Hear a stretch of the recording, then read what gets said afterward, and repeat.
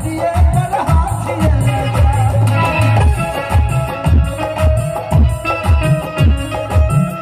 वादा करके भूल जावे हो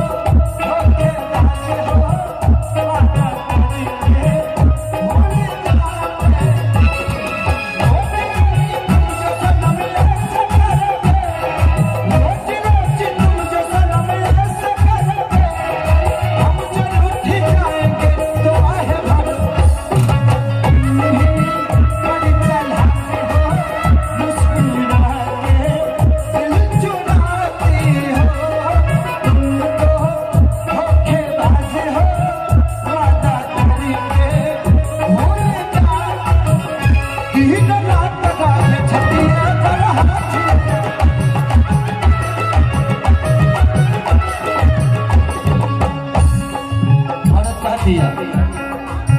कितनो खियाई कितनो मनाई खियाई ठूस ठूस के जाके बैठ जाला कोना में रूस के कितनो मनाई खियाई ठूस ठूस के जाके बैठ जाला कोना में रूस के अरे कि लइका कहा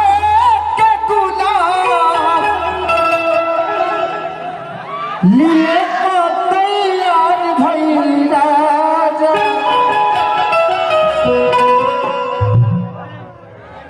तेरा मजा है ना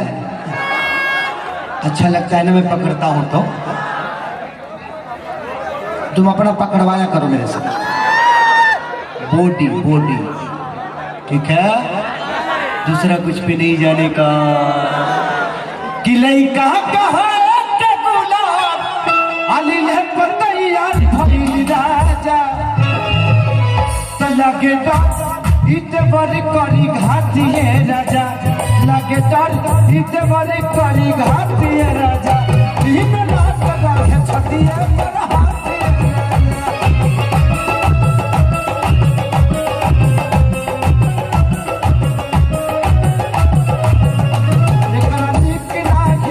रोटी भातिए राजा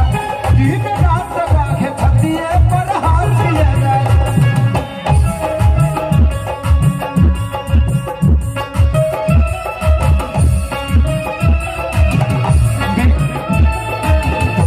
मेरे फोटो को सीने से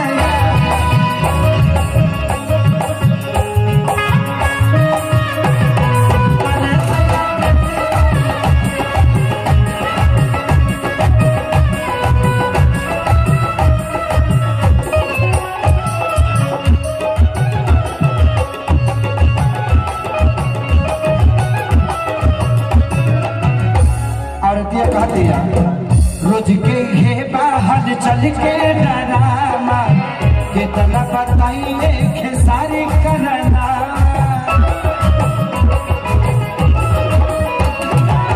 रोज के हे बाहर चल के डरामा कितना बताइए खेसारी करना आके अभी तू की संभालो कि पानी सर से पार भइल राजा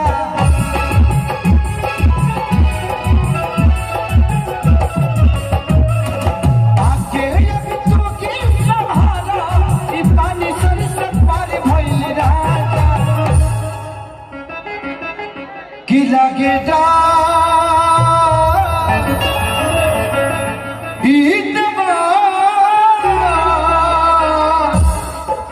लगे डर इत बड़ी करी घातिए राजा लगे डर इत बड़ी करी घातिए राजा इत रात रहे छतिए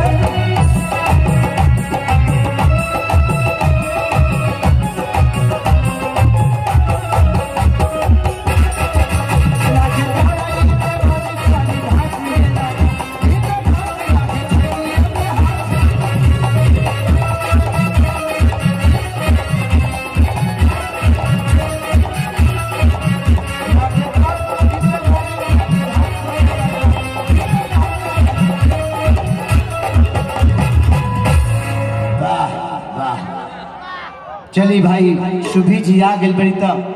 तू रिकॉर्डिंग आस कर देगा पक्का। लहंगा लखनऊ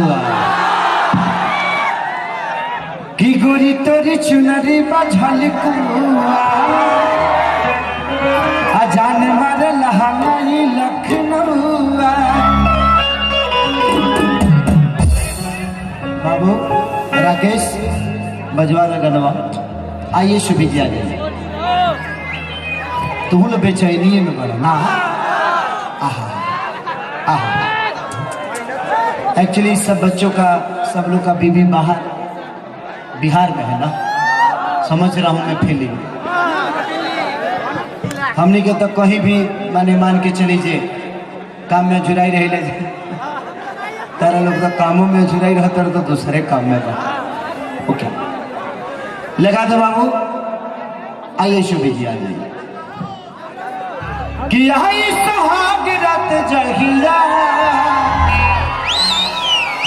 कि चोरी चोरी करी चरपैया कि देव मुचुकाई करी हैया अरे कि नहीं है बगलिया से दवैया। एक और गाना आज मेरा रिलीज हुआ है आजाद म्यूजिक वर्ल्ड जो आजाद है,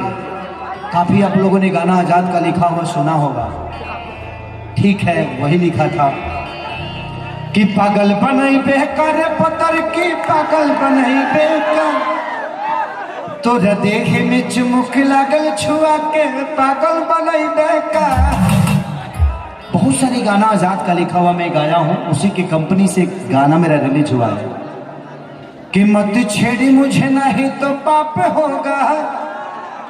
कल तू भी किसी लड़की का बाप होगा। उस गाने को भी मैं आप सबके बीच में सुना देता हूँ। मैं और मेरी नहीं होने वाली मेहरारू